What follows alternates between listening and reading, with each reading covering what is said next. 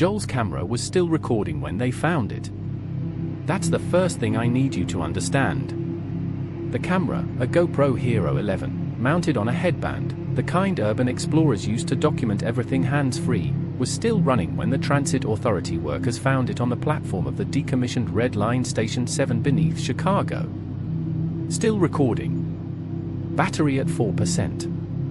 Lens cracked on the lower left corner from an impact that happened at some point during the 3 hours and 47 minutes of footage. Joel was not with it. Joel has not been found. His camera was sitting upright on the edge of platform 7, facing the tunnel entrance, as though someone, or something, had placed it there deliberately. Positioned it. Aimed it at the dark. I have watched that footage 11 times. I have watched it in daylight. I have watched it with the sound off to see if what I heard was affecting what I saw. I have watched it frame by frame through the sections that matter most. I have had 2 other people watch it independently and describe what they saw without knowing what I thought I saw first. We all described the same thing. My name doesn't matter. What matters is that Joel sent me a message at 11:47 p.m. on a Friday night in March saying he was going into Station 7 alone and he'd send me the footage when he got out. Joel and I had an agreement, whenever he did a solo exploration, he checked in with me. I was his emergency contact. I was the person who would call the authorities if he didn't check in by a designated time. He did not check in. What I'm going to do right now is describe Joel's footage to you. Timestamp by timestamp. Everything that is on it. Because Joel cannot describe it himself. And because whatever is in those tunnels beneath Chicago has been there for a very long time. And it knows that Joel found it. And I have thought this since the 3rd time I watched the footage, that it placed that camera on the platform on purpose. I think it wanted someone to see. Joel Mercer was 29 years old. He ran a YouTube channel called Depth Finder, about 4,000 subscribers, the kind of small dedicated audience that forms around niche content. He documented abandoned infrastructure, subway stations, rail tunnels, decommissioned utility corridors, places built for movement that had been stillness for decades. He was meticulous about it. Safety equipment, research, exit plans. He had a list of rules he'd developed over 6 years of urban exploration and he followed them without exception. Rule 1, never go alone. Rule 2, always leave your destination with someone who will call for help if you don't check in. Rule 3, know your exits before you go in. He broke Rule 1 the night he went into Station 7. He told me later, in the message he sent at 11:47, that he'd been trying to get a partner for this specific tunnel for 3 months and nobody would come. Not because it was illegal, though it was. Because of the reputation. The Red Line tunnel system beneath Chicago was decommissioned in 1978 following what the Transit Authority described as structural concerns requiring indefinite closure. The official record contains no further elaboration. What the Transit Authority's internal records contain, which I accessed through a Freedom of Information request that took 8 months, is considerably more detailed. Between 1971 and 1978, 11 transit workers reported anomalous incidents in the section of tunnel between Station 6 and Station 7. Not mechanical failures. Not structural concerns. 11 separate reports from 11 separate workers describing the same experience. Something in the tunnel between the stations. Something that watched the trains pass. Something that had learned, over decades of watching, to stand just far enough back from the tracks that the train's lights barely caught it. Just far enough that you might convince yourself you hadn't seen anything at all.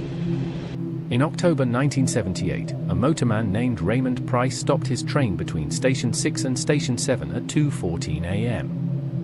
He brought it to a complete stop in the middle of the tunnel, against every protocol, and sat there for 11 minutes before a supervisor reached him on the radio.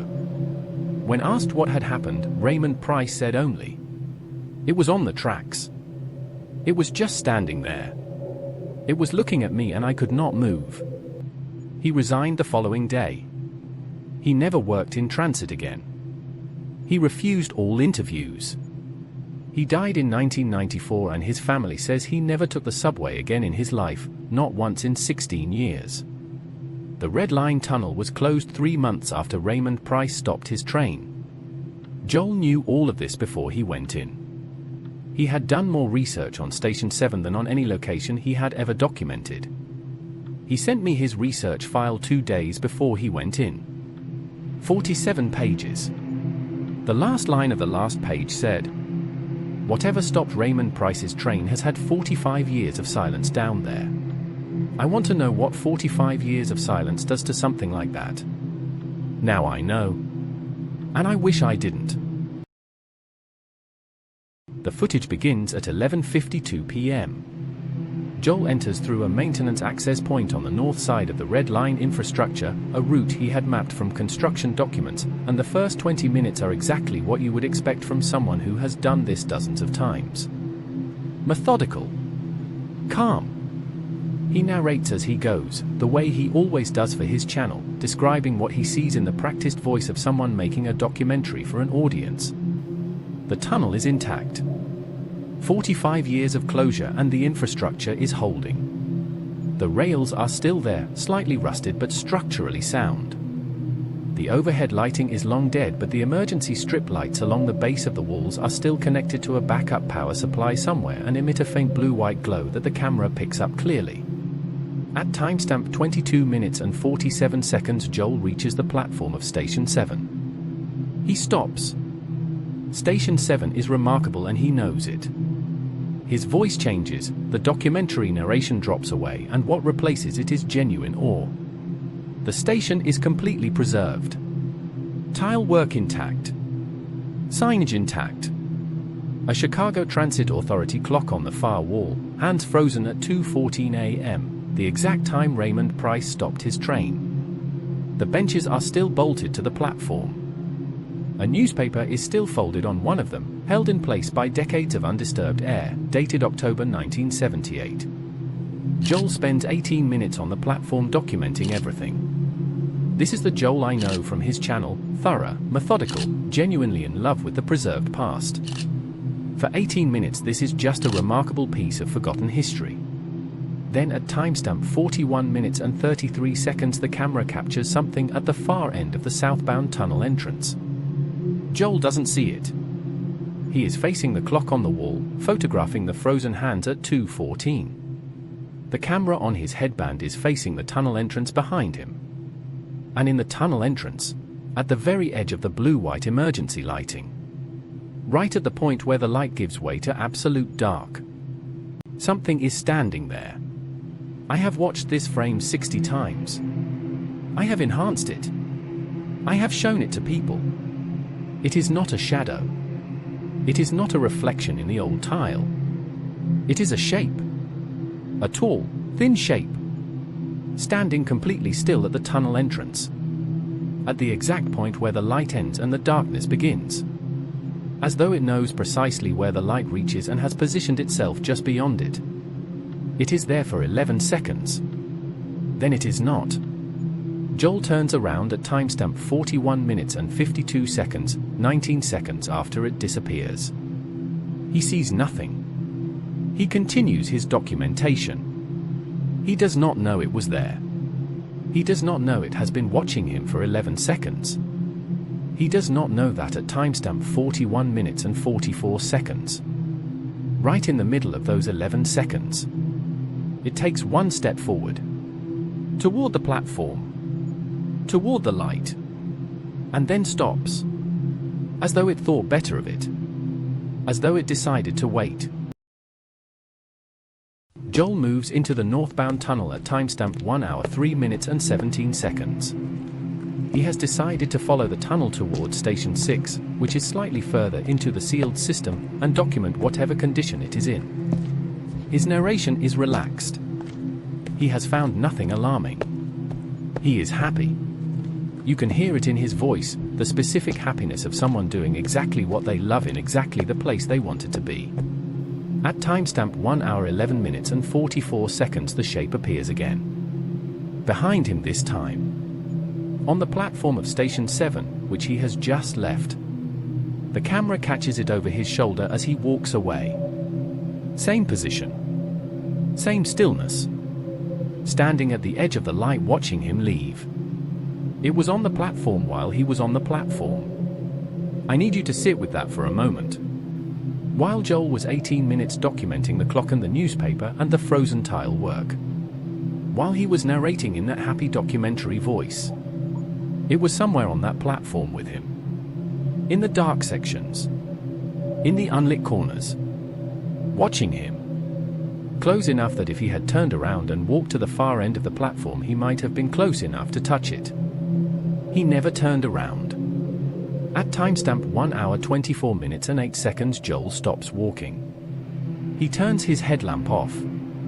He does this deliberately. I have seen him do it in other videos. It is part of his process, standing in total darkness to experience a space fully before moving on. 30 seconds of complete darkness on the footage. At second 19 of those 30 seconds, in the absolute dark of the tunnel, the camera's night vision activates automatically. And in the green-tinted night vision frame, 6 feet behind Joel, standing completely still, is the shape. 6 feet. Close enough that Joel could have reached back and touched it. It is taller than it appeared in the tunnel entrance. 7 feet at least. Thin in a way that is wrong. Proportions that don't resolve into anything familiar no matter how long you look at them. No features visible. Just a shape. A presence. An outline of something very old standing 6 feet behind a man who has no idea it is there.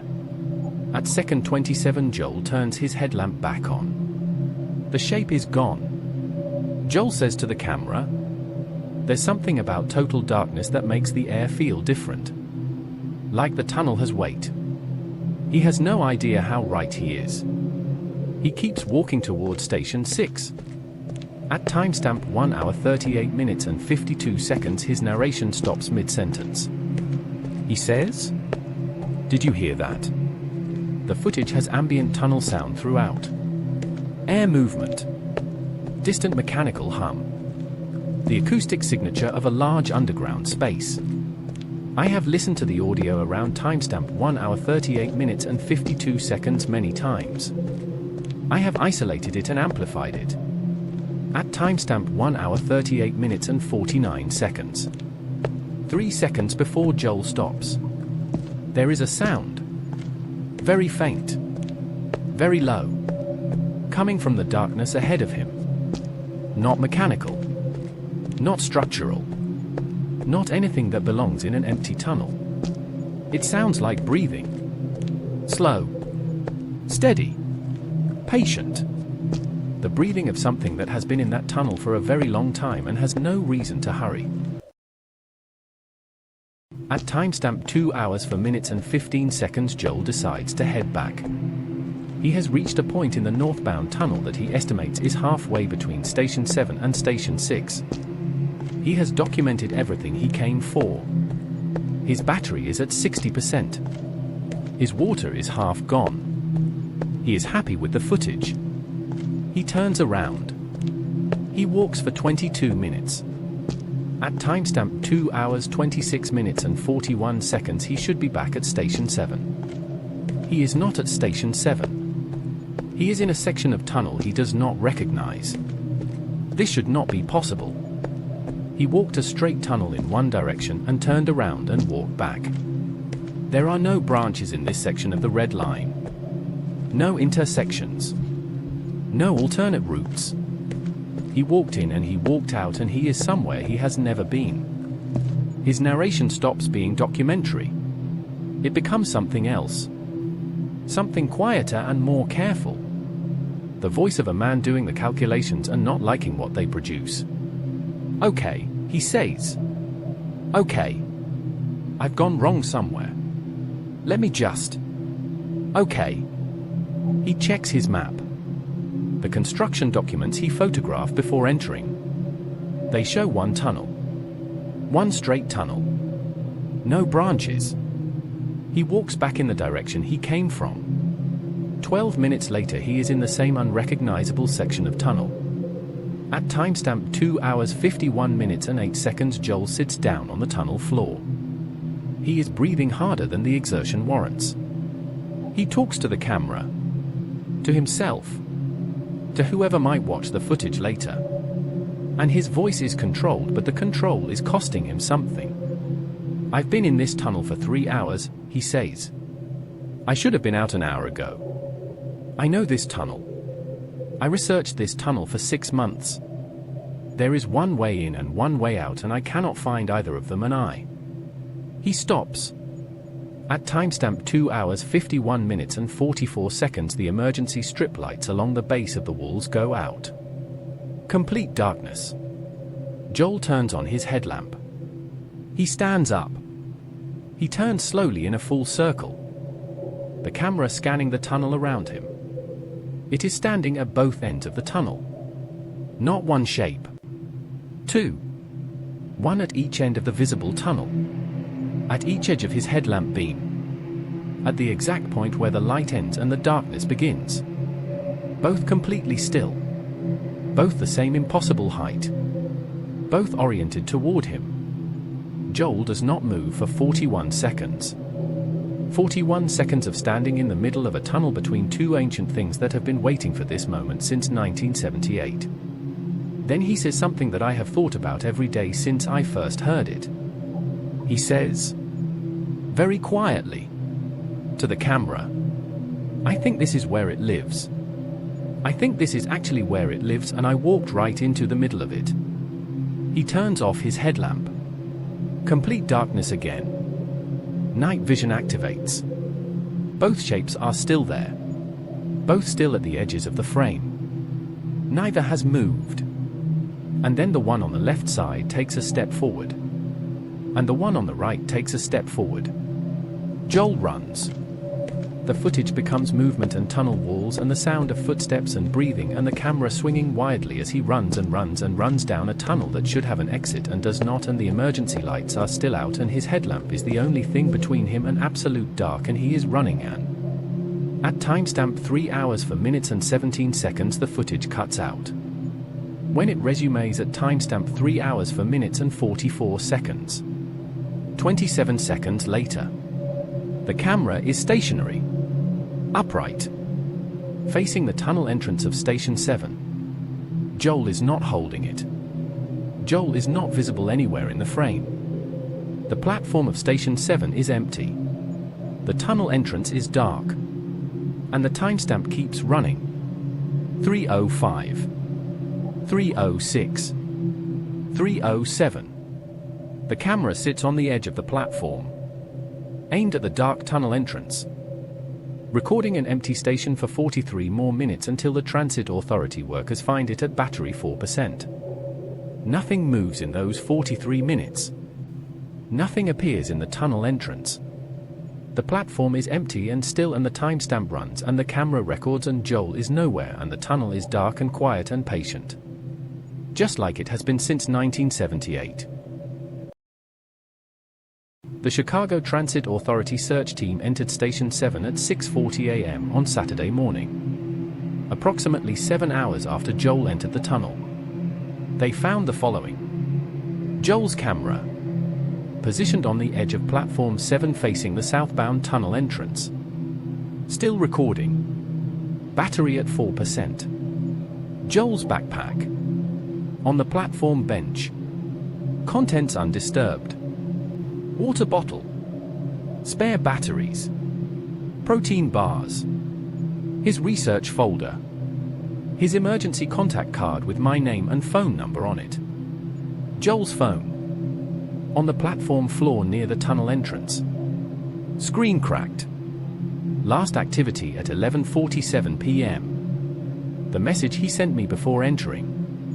They did not find Joel. The search team covered the full accessible length of the tunnel system. Every platform. Every maintenance corridor. Every accessible section between Station 6 and Station 7 and beyond. They found no evidence of Joel's presence beyond the platform of Station 7. No footprints in the sections beyond the platform. No evidence that anyone had walked the tunnels in decades. No sign of disturbance in the dust that had accumulated on the rails and the tunnel floor since 1978. As though Joel had entered the tunnel and gone no further than the platform. As though everything he documented, the northbound walk, the darkness experiment, the 3 hours of footage, had happened in a space that left no physical trace. The official investigation concluded that Joel Mercer had entered a decommissioned tunnel system illegally, had become disoriented, and had likely exited through an unmapped maintenance access point and left the area. The camera and backpack were classified as abandoned property. The case is listed as an active missing persons investigation. Case number Illinois CPD 2024-03-7741. Still open. The Transit Authority sealed the maintenance access point Joel had used to enter the system within 48 hours of the search. They have not conducted any further investigation of the tunnel between Station 6 and Station 7. They have not explained why the emergency strip lighting, which runs on a sealed backup power supply that should last decades, was off when the search team entered, or why it came back on the moment they stepped onto Platform 7, or why every member of the search team reported, independently, that they felt watched during the entire time they were in the tunnel. Not one of them went past the platform. I asked the search team supervisor about it directly. She said, "We found what we came to find. There was no reason to go further." I asked what she meant by that. She said, "The tunnel past the platform is not somewhere people should go. It never was. Whoever approved the 1978 closure knew that. We know that. Some decisions don't need to be revisited." I asked her, "What is in the tunnel?" She was quiet for a long time. Then she said, "Something that was here before the tunnel was built. Something that will be here after the tunnel collapses. Something that doesn't want to be disturbed and has made that clear in ways I am not going to describe to you. Close the line. Don't cross it.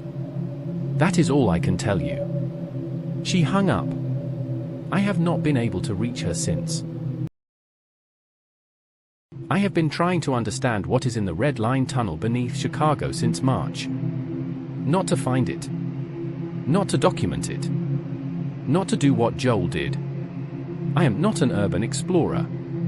I am not brave in the way that Joel was brave. I am brave in a different and considerably less useful way. I am brave enough to watch footage 11 times that I should have watched once and then never touched again. What I think it is. Based on everything. The Transit Authority records. The Raymond Price incident. The 1971 through 1978 worker reports. Joel's footage. The search team supervisor's words. All of it together? I think it is old. Older than the tunnel. Older than the city. Something that existed in that specific piece of ground long before anyone thought to build beneath it. Something territorial in the most fundamental sense. Not protecting the tunnel. Not haunting it in the conventional sense. But simply occupying it. Existing in it. The way a deep ocean creature occupies a trench. Not because it chose the trench, but because the trench is where its kind exist and has always existed. And the concept of leaving simply does not apply to it. The tunnel was built through its territory. The trains ran through its territory for decades and it watched them. The workers saw it watching and the tunnel was closed and it has had 45 years of silence and darkness and undisturbed territory. And then Joel walked in. I don't think it hurt Joel.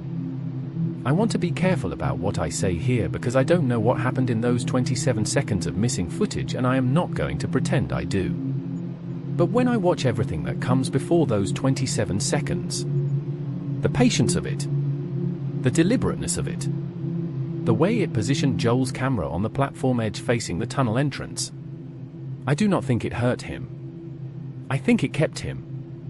The same way a territorial creature keeps an intruder. Not as punishment. Not out of cruelty. Simply because the intruder entered the territory and the territory does not release what enters it. Joel walked into the oldest thing beneath Chicago. and the oldest thing beneath Chicago decided that Joel was part of its territory now. I have driven to the maintenance access point on the north side of the Red Line infrastructure twice since March. Both times I sat in my car for a long time. Both times I did not get out. The second time, 2 weeks ago, I sat there for almost an hour. And I thought about Joel and his 47 pages of research and his rule about never going alone that he broke just this once. And I thought about Raymond Price, who stopped his train and never took the subway again. And I thought about the search team supervisor who said, "Close the line. Don't cross it." Some decisions don't need to be revisited. And I drove home. Joel's channel, Depth Finder, is still up. His last video is still there. The comments are full of people asking where he went, asking when the next upload is, asking if he is okay. Nobody has answered them. I have thought about answering them many times. I don't know what I would say. Joel is somewhere beneath Chicago, in the dark, in the oldest territory in the city. And whatever is down there with him placed his camera on that platform and aimed it at the tunnel entrance and left it recording. I have watched that footage 11 times. Every time I watch it, every single time. In the last 43 minutes of the recording, in the footage of the empty station after Joel is gone, at timestamp 3 hours 31 minutes and 8 seconds. There is something in the tunnel entrance, just at the edge of the frame, just at the point where the light ends and the darkness begins. Standing completely still, watching the camera. Joel's channel is still up. Go find it if you want. Depth Finder. His last video has good comments. People who liked his work. People who miss the uploads. People asking where he went. Don't tell them. I have one question for the comments. Not about what took Joel. Not about whether the transit authority knows more than they said they do, that much is obvious. A different question. I drove to that maintenance door twice and I did not go in. Would you have gone in? Leave me your answer. I read everything. Subscribe if you want to know what happened the third time I drove to that door. I haven't uploaded that yet because I'm still deciding how much of it to tell you. Don't go into tunnels alone.